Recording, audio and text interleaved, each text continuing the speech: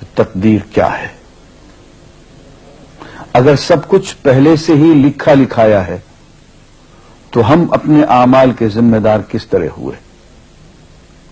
پھر اعمال کی جزا و سزا کیسی؟ پھر جنت و دوزخ کے کیا معنی؟ وضاحت فرمائیں.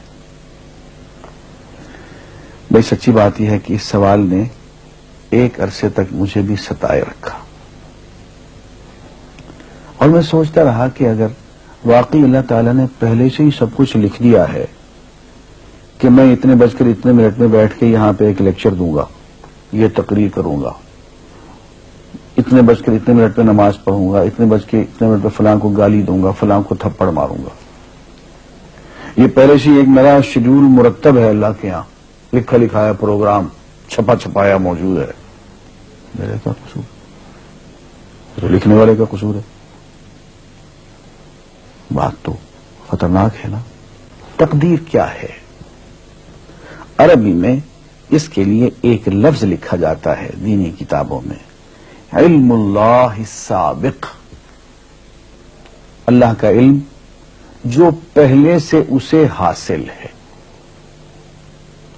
اللہ کو معلوم ہے کہ آج میں اتنے بج کر اتنے منٹ پہ اپنی مرضی سے، اپنے ارادے سے، اپنی آزادی فکر اور آزادی عمل پہ، عمل سے کام لیتے ہوئے یہ کام کروں گا. اب بھائی کام تو میں اپنی مرضی سے کر رہا ہوں، اپنی آزادی سے، اپنے ارادے سے کر رہا ہوں، لیکن اتنی سی بات تو مانو کہ اللہ تعالیٰ علام الغیوب ہے، علیم بذات الصدور ہے. مجھے اپنے بارے میں پتہ نہیں ہے کہ کل 10:10 پہ میں کیا کروں گا، اس کو پتا ہے. مجھے اپنے بارے میں پتہ نہیں ہے کہ میں 10 سال کے بعد کہاں ہوں گا، کیا کر رہا ہوں گا، فلاں بج کے فلاں منٹ، اس کو پتا ہے.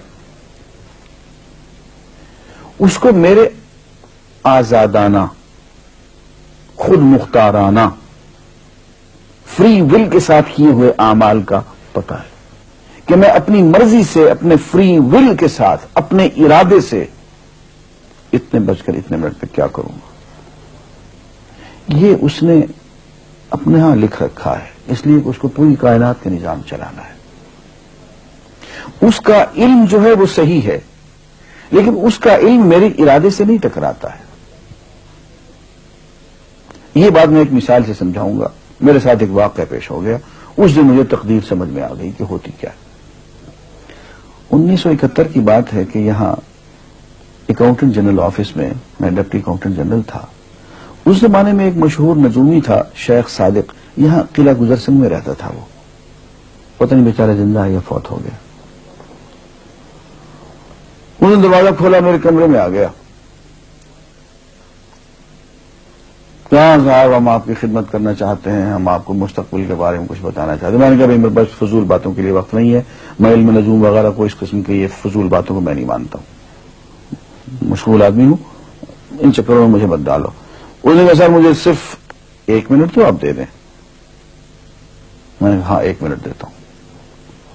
اس نے ایک بہت بڑا کاغذ میرے سامنے لکھا جس پہ 40 خانے بنے ہوئے تھے، 40 چیزوں کے نام لکھے ہوئے تھے،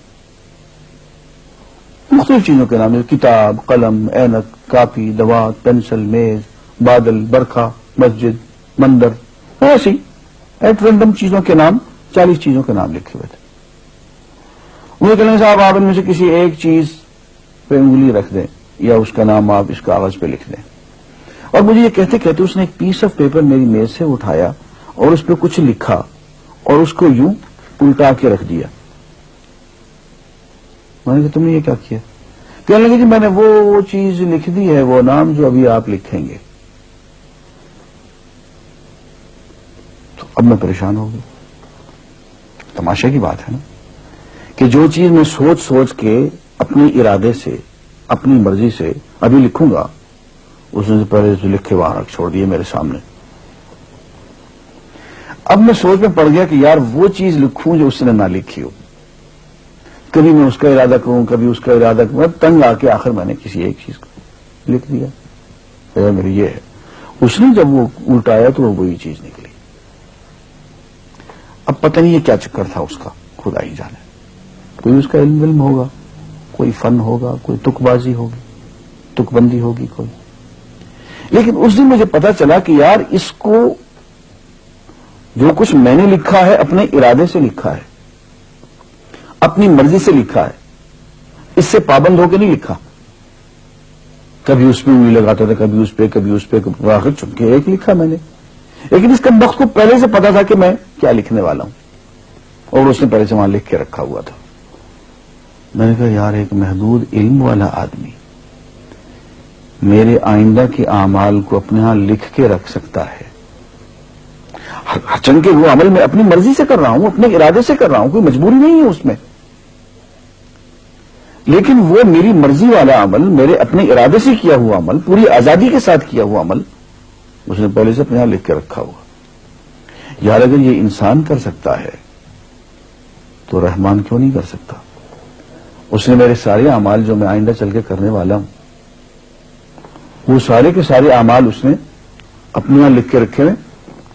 اس کو انتظام کرنا ہے, میرے رزق کا انتظام بھی کرنا ہے, آگے میری زندگی, میری موت, میری قبر میں اکوموڈیشن کا پتہ نہیں کہاں کا میرے اس نے انتظامات کرنے ہیں. تو میرے بارے میں اس نے سارا کا ڈیٹا کلیکٹ کر کے رکھا ہوا ہے اپنی انفارمیشن کے لیے کہ یہ اپنی مرضی سے کیا کیا کچھ کرے گا. تو اس کے لکھے ہوئے ہونے سے میری مرضی ختم نہیں ہوتی, میری ذمہ داری ختم نہیں ہوتی, میرا ارادہ, میری فری ول ختم نہیں ہوتی. یہی وجہ ہے کہ ہم جو اعمال کرتے ہیں اس میں سے اللہ تعالیٰ اس کی کچھ ذمہ داری ہم پہ ضرور ہوتی ہے. کچھ کام اللہ تعالیٰ کا ایک نظام ہے, اس میں شاید ہماری ذمہ داری نہ ہو, وہاں جبر ہو. لیکن کچھ اعمال ایسے ہیں جن میں خالصتاً ہمیں آزادی حاصل ہے, ہمیں اختیار حاصل ہے, ہم ان کے ذمہ دار ہیں, ہمیں ان پہ جزا ملے گی, ہمیں ان پہ سزا ملے گی, اللہ تعالیٰ بچائے. اور جزا ملے گی تو جنت ہوگی, سزا ملے گی تو دوزخ ہوگی.